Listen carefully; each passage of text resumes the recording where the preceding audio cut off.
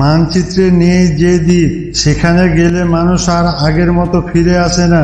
যদি পৃথিবীতে এমন একটা দ্বীপ থাকে যেখানে ঢোকার পর কম্পাস কাজ করা বন্ধ করে দেয়, আপনি কি সেখানে যেতে সাহস করবেন? কেন শত বছর ধরে বহু জাহাজ, গবেষক আর অভিযাত্রী এই দ্বীপে গিয়ে নিখোঁজ হয়েছে, আর যারা ফিরে এসেছে তারা কেন আর কখনো স্বাভাবিক ছিল না? প্রশান্ত মহাসাগরের গভীরে কুয়াশায় ঢাকা এক অজানা দ্বীপের গল্প আজও নাবিকদের দুঃস্বপ্ন। দ্বীপটা কোনো সরকারি মানচিত্রে নেই, স্যাটেলাইটেও মাঝে মাঝে দেখা যায়, আবার মিলিয়ে যায়। কিন্তু সবচেয়ে ভয়ঙ্কর বিষয় হলো সেখানে যারা যায় তারা হয় নিখোঁজ হয়, না হয় ফিরে এসে এমন কিছু বলে যা শুনলে রাতের ঘুম উড়ে যাবে। অজানা দ্বীপের ভয়ঙ্কর সত্য। 1987 সাল, রাত প্রায় 2টা। প্রশান্ত মহাসাগরের উপর দিয়ে যাচ্ছিল একটি ছোট্ট গবেষণা জাহাজ। জাহাজটির নাম অ্যারোরা 7। জাহাজটিতে ছিল 12 জন গবেষক। তাদের কাজ ছিল সমুদ্রের চৌম্বকীয় পরিবর্তন নিয়ে গবেষণা করা। সব কিছুই ছিল স্বাভাবিক। হঠাৎ জাহাজের সব কম্পাস একসাথে ঘুরতে শুরু করে। রেডিওতে অদ্ভুত শব্দ ভেসে আসে, ডোন্ট কাম হিয়ার। একজন গবেষক ভয়ে বলে উঠেছিল, স্যার, সামনে কুয়াশার মধ্যে কিছু একটা দেখা যাচ্ছে। ক্যাপ্টেন দূরে তাকালেন, আর তারপর তারা প্রথমবার দেখেছিল সেই দ্বীপ, একটা কালো ছায়ার মতো বিশাল ভূমি, চারপাশে অস্বাভাবিক নীরবতা, না কোনো পাখির শব্দ, না ঢেউয়ের আওয়াজ। মনে হচ্ছিল পুরো জায়গাটা যেন জীবিত। কিন্তু অদ্ভুত ব্যাপার শুরু। জাহাজ যত সামনে যাচ্ছিল ততই সমস্যা বাড়ছিল। জিপিএস বন্ধ, ইঞ্জিন দুর্বল, ঘড়ির সময় থেমে যায় প্রায় রাত 2:17। একজন বিজ্ঞানী হঠাৎ বলে উঠলেন, আমার মনে হচ্ছে আমরা এখানে আগে এসেছি। কিন্তু সেটা অসম্ভব ছিল, কারণ এই দ্বীপে কোনো অস্তিত্বই ছিল না সরকারি রেকর্ডে। তবুও সবাইয়ের মনে হচ্ছিল জায়গাটা পরিচিত। আপনি কি কখনো এমন অনুভব করেছেন যেন কোনো এক জায়গা প্রথমবার গিয়ে মনে হয় আগে এসেছেন? দ্বীপে প্রথম পা। সকালে তারা দ্বীপে নামে। মাটি ছিল কালচে ধূসর, গাছগুলো অস্বাভাবিক লম্বা, কিন্তু সবচেয়ে ভয়ঙ্কর ছিল দ্বীপে কোনো প্রাণী ছিল না, একটাও না। না পাখি, না পোকামাকড়, না কোনো শব্দ, শুধু বাতাস, আর দূর থেকে কোথাও ফিসফিস আওয়াজ। একজন গবেষক বলল, কেউ আমাদের দেখছে। রহস্যময় পাথরের দেওয়াল। দ্বীপের মাঝখানে তারা খুঁজে পায় এক বিশাল পাথরের দেওয়াল, যেখানে অদ্ভুত চিহ্ন আঁকা ছিল। কেউ বুঝতে পারছিল না ভাষাটা কি, কিন্তু একজন ভাষাবিদ হঠাৎ আতঙ্কে চিৎকার করে ওঠে, কারণ সে একটা প্রতীক চিনতে পেরেছিল। ওটা ছিল 1000 বছর পুরনো হারিয়ে যাওয়া এক সভ্যতার চিহ্ন, যে সভ্যতার অস্তিত্ব নিয়ে বিজ্ঞানীদের সন্দেহ ছিল। কিন্তু প্রশ্ন হলো, তাদের চিহ্ন এখানে এলো কিভাবে? আর এই দ্বীপ এতদিন লুকিয়ে ছিল কেন? দ্বীপের ভিতরে রাতে ক্যাম্প বসানো হলো, সবাই ক্লান্ত। কিন্তু রাত 3টার দিকে হঠাৎ একটা চিৎকার শোনা যায়, গবেষক এলিয়াস নিখোঁজ। শুধু তার ক্যামেরা পাওয়া যায়। ক্যামেরার শেষ ভিডিওতে দেখা যায় সে জঙ্গলের ভিতর দৌড়াচ্ছে, হাঁপাতে হাঁপাতে বলছে, ওরা মানুষ না, ওরা এখনো বেঁচে আছে। তারপর ভিডিওটা হঠাৎ কেটে যায়। ক্যামেরার ভয়ঙ্কর ফ্রেম। ভিডিওর শেষ 2 সেকেন্ডে একটা ছায়া দেখা গিয়েছিল, মানুষের মতো, কিন্তু পুরোপুরি মানুষ না।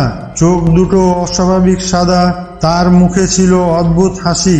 সেই ভিডিওটা আজও সম্পূর্ণ প্রকাশ করা হয়নি, কারণ বলা হয় যারা পুরো এই ভিডিও দেখেছে তাদের অনেকেই মানসিক ভারসাম্য হারিয়েছে। সময়ের অদ্ভুত খেলা। পরের দিন আরও ভয়ঙ্কর ঘটনা ঘটে। 2 গবেষক দাবি করেন তারা সমুদ্রের পাশে নিজেদের আরেক সংস্কার দেখেছে, মানে নিজেদের ডুপ্লিকেট। একজন বলছিল, ওটা আমি ছিলাম, কিন্তু ভয়েস অনেক বড়। এই পর থেকে দলের মধ্যে আতঙ্ক ছড়িয়ে পড়ে। ঘড়ির সময় মিলছিল না, কারো কাছে 1 ঘন্টা কেটেছে, আবার কারো কাছে মাত্র 10 মিনিট। মনে হচ্ছিল দ্বীপটা সময়ের নিয়ন্ত্রণ করছে। মানসিক পরিবর্তন। চতুর্থ দিনের মাথায় সবাই বদলে যেতে শুরু করে। কেউ ফিস ফিস করে একা একা কথা বলে, কেউ বলছে দ্বীপটা আমাদের যেতে দিতে চায় না। একজন বিজ্ঞানী নিজের ডায়েরিতে লিখেছিল, এখানে রাত হলে আকাশ বদলে যায়, তারাগুলো পৃথিবীর না। এই লাইনটা পরে সবচেয়ে বেশি আলোচনায় আসে, কারণ দ্বীপের আকাশে এমন নক্ষত্র দেখা গিয়েছিল যা পৃথিবী থেকে দেখা সম্ভব না। গোপন ট্যানেল। দ্বীপের পাহাড়ের নিচে তারা একটা ট্যানেল খুঁজে পায়। ভেতরে নামতে তাপমাত্রা কমে যায়। দেওয়ালে মানুষের হাতের ছাপ, কিন্তু সেগুলো স্বাভাবিক মানুষের হাতের ছাপ না। আঙুল ছিল 6টা, আর ভেতরে একটা বিশাল গোলাকার দরজা। দরজার উপর লেখা ছিল, যারা প্রবেশ করবে তারা আর আগের মতো মানুষ থাকবে না। ভাবুন তো, আপনি হলে কি দরজাটা খুলতেন? দরজার ওপারে কি ছিল? তারা দরজা খোলে, আর তারপর সব রেডিও সিগন্যাল বন্ধ হয়ে যায়। ক্যামেরা স্ট্যাটিক হয়ে যায়। ভিডিওতে শুধু চিৎকার, তারপর নীরবতা।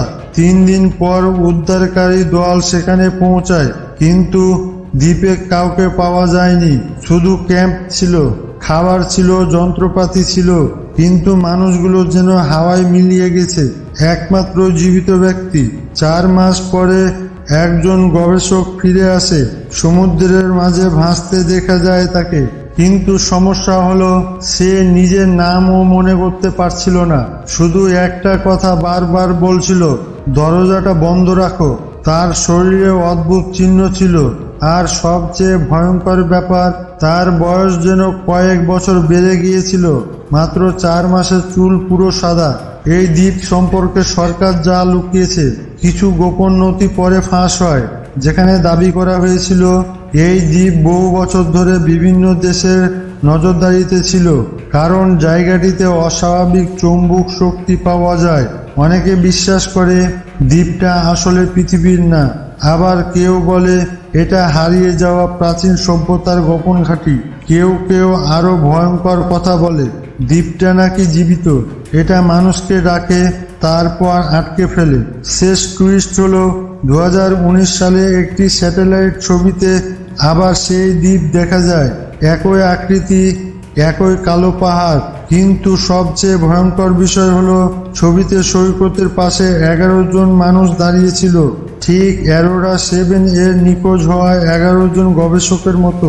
তারা সবাই ক্যামেরার দিকে তাকিয়েছিল, একদম স্থির, কিন্তু তাদের চেহারায় বয়সের কোনো পরিবর্তন হয়নি। মানে 32 বছর পরেও তারা একই রকম ছিল। আর ছবির নিচে সমুদ্রের বালতি দেখা যায়, আর ছবির নিচে সমুদ্রের বালতি লেখা ছিল, উই নেভার লেফট। হয়তো সেই দ্বীপ এখনো কোথাও আছে, কুয়াশার আড়ালে অপেক্ষা করছে পরবর্তী অভিযাত্রীর জন্য। আর যদি কোনোদিন সমুদ্রের মাঝে হঠাৎ আপনার কম্পাস ঘুরতে শুরু করে, তাহলে বুঝে নেবেন দ্বীপটা আপনাকে খুঁজে পেয়েছে। পৃথিবীতে এমন অনেক রহস্য আছে যেগুলো উত্তর মানুষ এখনো খুঁজে পায়নি। কিন্তু কিছু দরজা আছে যেগুলো বন্ধ থাকাই ভালো। কিন্তু সব সত্য জানার জন্য মানুষ তৈরি হয়নি।